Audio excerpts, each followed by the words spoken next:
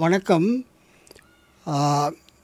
கடந்த 6ஆம் தேதி நடைபெற்ற உள்ளூராட்சி மன்ற தேர்தல் சம்பந்தமாக இலங்கை தமிழரசு கட்சியினுடைய பதில் தலைவர் என்ற வகையில் என்னுடைய கருத்துக்களை பகிர வேண்டிய பொறுப்பு எனக்கு இருக்கிறது.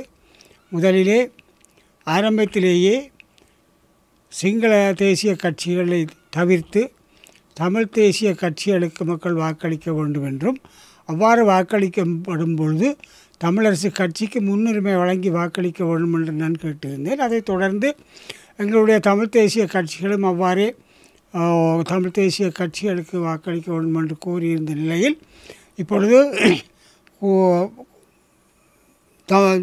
குறிப்பாக நாங்கள் தேசிய மக்கள் சக்தியினுடைய ஊடுருவல் அல்லது கால் ஊன்றலை தவிர்க்க வேண்டும் என்ற ஒரு நிலைப்பாட்டை எடுத்திருந்தோம். அந்த வகையில் தமிழ் தேசிய கட்சிகள் எல்லாருமே அந்த ஒரு முகமாக செயல்பட்டிருக்கிறோம். அதன் பொருட்கள் நான் கேட்டுக்கொண்டபடி தமிழரசு கட்சியை பொறுத்தவரையில் இந்த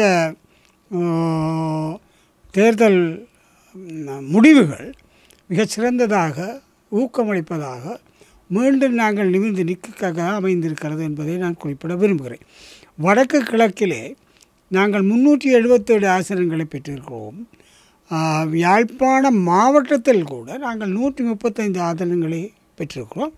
நமக்கு அடுத்தபடியாக வந்த தேசிய மக்கள் சக்தி 81 ஆசனங்களையும், காங்கிரஸ் கட்சி 79 ஆசனங்களையும் பெற்றிருக்கிறது யாழ்ப்பாணம் மாவட்டத்தில். அவை எல்லா இடங்களிலுமே நாங்கள் ஒரு பெரும்பான்மையான கூடுதலான சபையை அமைக்கக்கூடிய நிலையில் முதன்மை நிலையிலே தமிழரசு கட்சி இன்று இருக்கிறது.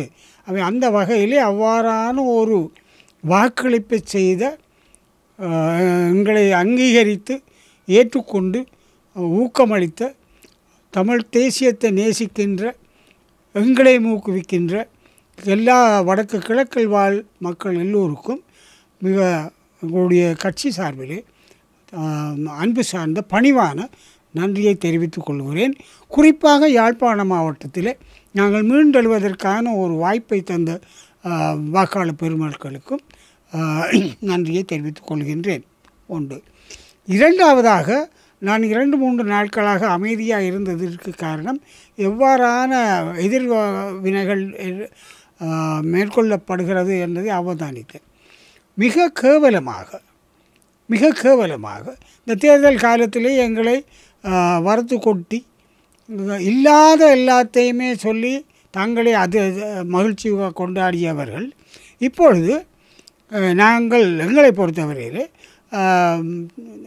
தேசிய மக்கள் சேர்த்தியோடு பேசுகிறோம், உடன்படுகிறோம், அவர்களோடு சேர்ந்து ஆட்சி அமைக்கிறோம் போகின்றார்கள் என்றெல்லாம் பெரிய பொறுப்புள்ளவர்களே பொறுப்பேற்று பேசுகிறார்கள். இப்போ நான் பொறுப்போடு தமிழரசு கட்சியினுடைய தலைவர் என்ற முறையில் அதை மறுதளித்து எந்த சந்தர்ப்பத்தில், இதை நான் தெற்கத்திய ஒரு ஊடகத்துக்கும் சொல்லியிருக்கிறேன், அது நான் நினைக்கிறேன் ஞாயிற்றுக்கிழமை வெளிவரும் என்று, எந்த சந்தர்ப்பத்திலையும் நாங்கள் தேசிய மக்கள் சக்தியோடு இணைந்து ஆட்சி அமைப்பதற்கு எந்த முயற்சியும் எடுக்கவில்லை, எந்த முயற்சி எடுக்கப் போவதும் இல்லை, எந்த பேச்சுவார்த்தையில் அவர்களோட பாஷையிலே டீலும் செய்யப்படவில்லை என்பதை தெளிவாக பகிரங்கமாக சொல்லிக்கொள்ள விரும்புகின்றேன். ஆகவே இந்த இப்படியான பொய்யான வதந்திகளை கருத்துக்களை பரப்புகிறவர்கள், நீங்கள் இது இன்னும் இந்த அடாத்து வேலையை செய்ததை தவிர்த்து கொள்ளுங்கள். இந்த பரப்புரைகள் வேலை செய்யாது என்பதை நீங்கள் புரிந்து கொள்ள வேண்டும். அது நான் சொல்வது மட்டுமல்ல, இன்றைக்கு நலிந்த ஜாயதீச கூட இப்பொழுது சொல்லியிருக்கிறார், இந்த தமிழ் கட்சிகளும் தங்களை அணுகவில்லை என்று. இப்போ நாங்கள் அணுகவில்லை என்றது தெளிவு, எங்களுக்கு வேண்டிய தேவையில்லை, வேறு ஆக்களும் இதுவரையிலே அணுகவில்லை என்பது தான் ஒரு கருத்தாக இருக்கிறது. ஒன்று. ரெண்டாவது, ஒரு ஒரு கருத்து இருக்கிறது, கருத்து பரவலாக இருக்கிறது, ஒரு தனிமனித தீர்மானங்கள் எடுக்கிற கட்சியாக எங்களோட கட்சி இருக்கிறது. அது மிக தவறானது. நான் ஒரு தலைவர் என்ற வகையிலே தெளிவாக சொல்ல விரும்புகிறேன். முன்பு நிலையில் இருந்திருக்கலாம், அதை பற்றி நான் சொல்ல விரும்பவில்லை. இப்பொழுது அட்லீஸ்ட் குறைஞ்சது தலைவர் செயலாளராகிய நாங்கள் கலந்து பேசி பகிர்ந்து பேசி எல்லா விடயங்களிலுமே இணைந்து தான் செயல்படுகிறோம். அவை தனி மனித தீர்மானம் என்ற பேச்சு அபாண்டமானது. அதற்கு மேலாக இப்பொழுது எல்லா கட்சிகளும் மற்ற என்ன செய்கிறதோ எனக்கு தெரியாது. இப்போ தேர்தலில் அடுத்த நடவடிக்கை தொடர்பாக செயல்படுவதற்காக எங்களுடைய அரசியல் குழுவை நாங்கள் கூட்டியிருக்கிறோம். அரசியல் குழு நாளைய தினம், அதாவது சனிக்கிழமை நாங்கள் கூடி அடுத்த எவ்வாறான இந்த அணுகுவது, தேர்தல்களில் எந்தெந்த சபையில் எவ்வாறு செயல்படுவது, யார் யாரை முன்னிலைப்படுத்தி தவிசாளர் முதல்வர் என்பதற்கு தீர்மானிக்கிறது கலந்துரையாடலில் நடந்தது. அதாவது கலந்து பேசி கன்சல்டேட்டிவ் ப்ரோசஸ் என்று சொல்லக்கூடிய ஆலோசனையோடு சேர்ந்த ஒரு நடைமுறையை நாங்கள் பின்பற்றுகிறோம், இந்த கட்சி பின்பற்றுகிறது என்பதை நான் தெளிவாக சொல்லிக்கொள்ள விரும்புகிறேன். அதே நேரம் ஏனைய கட்சிகள், அதாவது குறிப்பாக டெலோ பிளட் ஆகிய கட்சி தலைவர்கள் நம்முடைய பொதுச் செயலாளரோடு ஏற்கனவே பேசியிருக்கிறார்கள். அவரும் பேசியிருக்கிறார். அதில் செல்வம் அடைக்கல்நாதன் நாங்கள் இப்பொழுது தேசிய கூட்டமைப்பாக செயல்படுவது என்று பேசியிருக்கிறார். அந்த நோக்கத்தில் அவர்கள்ட்ட நான் எல்லார்டையும் விடுத்து போனான். இப்போ அவர்கள் அந்த லைனுக்கு அந்த வழிக்கு அந்த முறைக்கு வருவது மிகவும் பாராட்டத்தக்கது, வரவேற்பத்தக்கது. ஆகவே ஒருங்கிணைந்து செயல்படுவது என்பதில் எல்லோருக்கும், காங்கிரஸ் உட்பட, நாங்கள் இருகரம் கூட்டி கோரிக்கை விடுகிறோம். ஏன்னா முதன்மை பெற்ற எங்களுக்குத்தான் தமிழரசு கட்சி தான் முதன்மையான பெற்றுக்கொள்ளக்கூடிய கட்சி. அதற்கு ஆதரவு அளிக்க வேண்டும் என்பதுதான் என்னுடைய கோரிக்கையாக இருக்கிறது. நான் உதாரணத்துக்கு மட்டும் ஒரு சபை, யாழ்ப்பாண மாநகர சபையை எடுத்துக்கொண்டால் தமிழரசு கட்சிக்கு 13 ஆசனம் இருக்கிறது, காங்கிரஸுக்கு 12 இருக்கிறது, தேசிய மக்கள் சக்திக்கு 10 இருக்கிறது. ஆகவே ஒரு பெரும்பான்மை வேண்டுமல்ல, 45 பேர் கொண்ட சபையிலே பெரும்பான்மை என்றால் 23 உறுப்பினர்கள் வேண்டும். இப்போ எங்களை தவிர்த்து இவர் காங்கிரஸோ மற்றவர்களோ போட்டியிட்டால் அவர்களுடைய பன்னெண்டும் முழுமையாக தேசிய மக்கள் சக்தியை தவிர்த்தால் அவர்கள் பெரும்பான்மை கிடையாது, 22 தான் வரும். ஆனால் அதே நேரம் நாங்கள் எங்களுடைய பயன்பாட்டோடு அவர்களை சேர்த்தால் கூட நாங்கள் 23 எய்தலாம், தமிழரசு கட்சி எய்தலாம். அவர்களுக்கு அந்த வாய்ப்பு இல்லை. அப்போ ஒரு செல்வம் அடைக்கல்நாதன் நாங்கள் ஆட்சி அமைப்போம் என்று ஒரு கருத்தை சொல்லியிருக்கிறார். அந்த நாங்கள் யாருன்றது எனக்கு சரியாக புரியலை. ஒருவேளை எங்களையும் சேர்த்து சொன்னாரோ இல்லை தாங்கள் தான் அப்படி ஒருன்றது எனக்கு சரியாக புரியலை. இருந்தாலும் நாங்கள் அவர்களுடைய இப்போ நாங்கள் கோரிக்கை என்னவென்றால்,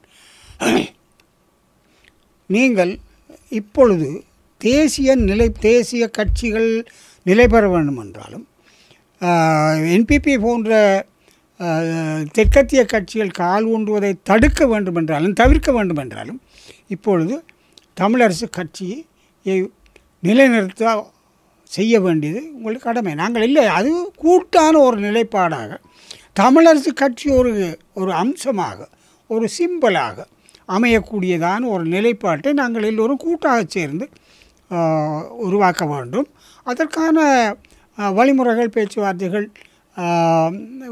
வேண்டுமென்றால் அவர்கள் எங்களோடு தொடர்பு கொண்டால் நாங்கள் அதை பேசலாம். ஆனால் முதன்மை என்பது எங்களுடைய கட்சி நியாயமானது.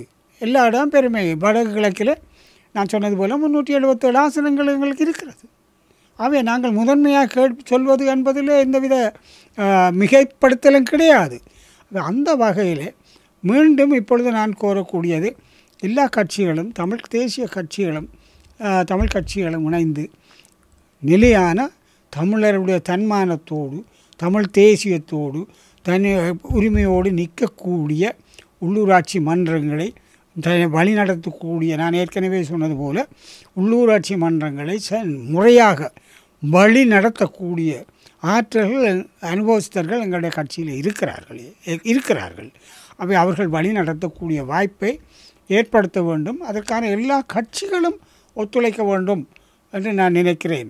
குறிப்பாக அரசாங்கம் தற்செயலாக நிதி போன்றவற்றை வழங்காவிடின் அல்லது ஏதாவது மறுதளித்தால் எங்களுடைய 8 பாராளுமன்றங்கள் தான் கூடுதலாக பலமாக பாராளுமன்றத்தில் பேசக்கூடியவர்கள். இந்த பாராளுமன்ற பலம் எங்களுக்கு இருக்கிறது. நான் ஏற்கனவே அரசாங்கத்துக்கு ஒரு நெருக்கடியை கொடுக்கக்கூடிய அல்லது கெடுக்கக்கூடிய பாராளுமன்றம் பேசக்கூடிய வலிமையும் தமிழரசு கட்சிக்கு தான் உண்டு என்பதை எல்லோரும் கருத்தில் கெடுத்து ஒற்றுமையாக நாங்கள் பயணிக்க வேண்டும் என்று நான் ஏற்கனவே தேர்தலுக்கு முன்னே ஆரம்பித்ததை தொடர்ந்து முன்னெடுக்க என்னோடு முதல் பேசலானே இப்பொழுது எங்களுடைய பொதுச் செயலாளர்களை பேசக்கூடியதை நான் வரவேற்கிறேன். இப்பொழுதும் அவர்கள் இன்னும் என்னோட பேச இல்லை, அங்கால பேசினாலும் அவர் எனக்கு அவருடைய பொதுச் செயலாளர் அவர்கள் பேசுகின்ற தகவல் முழுவதும் எனக்கு பகிர்ந்து கொள்கிறார். அதை வரவேற்கிறேன். அந்த வகையிலே முன்னெடுத்து செல்ல எல்லோரும் ஒத்துழைக்க வேண்டும். ஒரு சிரமான தமிழ் தேசியத்தை நிலைநிறுத்துகின்ற ஒரு உள்ளூராட்சி கட்டமைப்பை வடக்கு கிழக்கில் உருவாக்க நாங்கள் இணைந்து செயல்படுவோம், அதற்கான ஒத்துழைப்பை வழங்க வேண்டும் என்று எல்லா கட்சிகளையும் பொறுப்போடு கட்சிகளை கேட்டுக்கொள்ள நான் விரும்புகின்றேன். இதே நேரம் இன்னொரு விஷயத்தை நான் தெளிவாக சொல்ல விரும்புகின்றேன். எங்களுடைய கட்சியினுடைய அரசியல் குழு நாளைய தினம் நேரடியான ஒரு சந்திப்பை மேற்படுத்த எல்லா உறுப்பினர்கள், அதாவது அரசியல் குழு உறுப்பினர்கள் யாவரும் அநேகமாக வவுனியாவிலே நாங்கள் சந்திப்போம். அந்த சந்திப்பிலே தான் மிக முக்கியமான தீர்மானங்களை நாளை கலந்து பேசி எடுப்போம். தனி மனிதர்கள் தலைவர் பொதுச் செயலர் மட்டும் என்ற இல்லை, எல்லோரும் சேர்ந்து ஒரு முடிவு, அதாவது யார் எவ்வாறு தலைமை, ஒவ்வொரு உள்ளூராட்சி மன்றங்களுடைய தலைமையை எவ்வாறு தீர்மானிப்பது, எவ்வாறு மற்ற கட்சிகளோடு இணைந்து செயல்படுவது, எவ்வாறு வெற்றிடங்கள், அதாவது பட்டியல் ஆசனங்களை தேர்தல் ஆணையாளர்களுடைய தீர்மானத்துக்கு அமைய எவ்வாறு நிரப்புவது போன்ற விடயங்கள், முக்கியமான விடயங்கள், உறவுகள், அதாவது எங்களுடைய தேசிய கட்சிகளோடு இருக்கக்கூடிய உறவுகள் எவ்வாறு பேணப்படுவது, எவ்வாறு பேச்சுவார்த்தைகள் ஈடுபடுவது என்று எல்லாமே நாளைய தினம் நாங்கள் கூடி நேரடியாக பேசி கலந்து பேசியான ஒரு முடிவுக்கு வருவோம். இதிலிருந்து ஒன்றை மக்கள் தெரிந்து கொள்ளணும், நாங்கள் தனி மனித தீர்மானங்கள் எதுவும் எடுக்கிறது இல்லை, கூட்டாக ஆலோசனைத்து தான் முடிவுகளை எடுக்கப் போகிறோம். நாளைக்கும் அதுதான் நடைபெறப் போகிறது. மீண்டும் ஒரு விடயத்தை நான் வலியுறுத்த விரும்புகிறேன். இந்த தேர்தல் காலத்தில் இருந்து நாங்கள் அரசாங்கத்தோடு கைக்கிறோம், அவர்களோட பேசுகிறோம், என்பிபிக்கு சாதம் என்று அபாண்டமாக அபகீர்த்தி ஏற்படுத்தும் வரையிலே பேசினார்கள். ஆனால் எழுதினார்கள், ஒவ்வொரு வெப்சைட்டுகள் என்று எல்லாம் எழுதினார்கள். ஆனால் மக்கள் அதை ஏற்றுக்கொள்ளவில்லை என்பதை இந்த எழுதுகிறவர்கள் இன்னும் புரிந்து கொள்ளவில்லை போல இருக்குது. இப்பொழுதும் தேர்தலுக்கு பிறகும் மக்கள் எங்களை ஏற்றுக்கொண்ட பிறகும் இவ்வாறான விஷமத்தனத்தான வேலை செய்கிறார்கள். நான் என்று சொல்கிறேன், நீங்கள் என்னதான் முக்கினாலும் இனி மக்கள் மத்தியில் உங்களோட பொய்ப்பிரசாரங்கள் எடுபடாது என்பதை தயவு செய்து நீங்கள் புரிந்து கொள்ள வேண்டும். அதை நீங்கள் திருத்திக் கொள்ளுங்கள். அல்லாவிட்டால் நீங்கள் தொடர்ந்து தான் செய்து கொண்டிருப்பீர்கள். ஆங்கிலத்தில் ஒரு பழமொழி இருக்குது, ஒரு முதுமொழி கொண்டு இருக்குது, இந்த டாக்ஸ் பார்க் த கரவன் மூவ்ஸ் என்று சொல்வார்கள். நாய்கள் குலைக்கும், பயணம் தொடரும். இது தமிழ்லேயே அதுதான். நீங்கள் இனி என்னதான் சொன்னாலும் எங்களுக்கு மக்கள் ஒரு ஆணை தந்திருக்கிறார். அதில் எங்களுக்கும் ஒரு விஷயம் இருக்கிறது. இந்த மக்களுடைய ஆணையை நாங்கள் மிக பொறுப்போடு மிக பணிவோடு ஏற்றுக்கொள்கிறோம். இதில் இந்த மக்களுடைய மீள் அங்கீகாரத்தை நாங்கள் வேறு இருமாப்போடு ஏற்றுக்கொள்ளவில்லை, மிக பணிவோடு ஏற்றுக்கொள்கிறோம். நாங்கள் ஒன்றை தெரிந்து கொள்கிறோம், மக்கள் எங்களுக்கு எல்லாரும் சேர்த்து ஒரு நெத்தி அடி தந்தார்கள். அதை நாங்கள் இப்பொழுது ஒரு சந்தர்ப்பம் தரப்பட்டிருக்கிறது. எங்களோட கட்சிக்கும் சேர்த்து தான் நான் சொல்கிறேன், எங்களோட கட்சிக்கும் சொல்கிறேன். ஆனால் அதை நாங்கள் புரிந்து கொள்ளாமல் செயல்பட்டால் மக்கள் இனி உச்சியடி தான் அடிப்பார்கள்.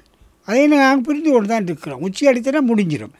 ஆகவே நாங்கள் தமிழரசு கட்சி கூட நாங்கள் மிக பொறுப்போடு இந்த what is written on the wall, இந்த சிவரில் என்ன எழுதுகிற செய்தியை நாங்கள் புரிந்து கொண்டு ஏனைய கட்சிகளும் புரிந்து கொள்ளும் கூட்டாக செயல்படுவதற்கு ஆணை தான் இங்கே கிடைக்கப்பட்டிருக்கிறது. கட்சிகள் சேர்ந்து நிர்வாகம் அமைப்பதற்காக இருக்கிறது. எல்லா கட்சிகளையும் மூத்த கூடிய ஆசனங்களை பெற்றவர் என்றவர்களே நாங்கள் முதன்மையாக அந்த நிர்வாகத்தை பொறுப்பதற்காக முன்னிப்போம். அதுக்கான முன்மொழிவுகளை செய்வோம். அதுக்கான ஆதரவுகளை ஏனைய கட்சிகள் வழங்க வேண்டும் என்று நான் கேட்டுக்கொள்ள விரும்புகின்றேன்.